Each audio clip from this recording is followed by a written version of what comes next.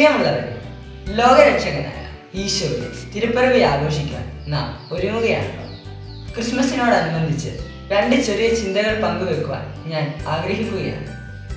ലോകരക്ഷകനായ ഉണ്ണീശോ ജനിച്ചത് പശുക്കളും ആടുകളും എല്ലാം നിറഞ്ഞ ഒരു കാലിത്തൊഴുത്തിലായിരുന്നു. ആ കാലിത്തൊഴുത്തിലേക്ക് ആട്ടിടയന്മാർ മുതൽ ജ്ഞാനികൾ വരെ വന്നു. എല്ലാവരെയും ഉൾക്കൊള്ളുന്ന ഒരു സ്ഥലമായി മാറി ഉണ്ണീശോയുള്ള കാലിത്തൊഴുത്ത്. അതുപോലെ ഉണ്ണീശോ വസിക്കുന്ന പുൽക്കൂടായി മാറുവാൻ നാം ഓരോരുത്തരും ശ്രമിക്കണം.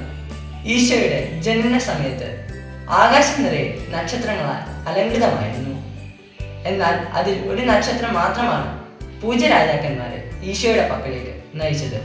അതുപോലെ ഏവരെയും ഈശോയുടെ പക്കലേക്ക് നയിക്കുന്ന തിളങ്ങുന്ന നക്ഷത്രമാകുവാൻ നമ്മുടെ മാതൃകാപരമായ ജീവിതം കൊണ്ട് നമുക്ക് സാധിക്കണം.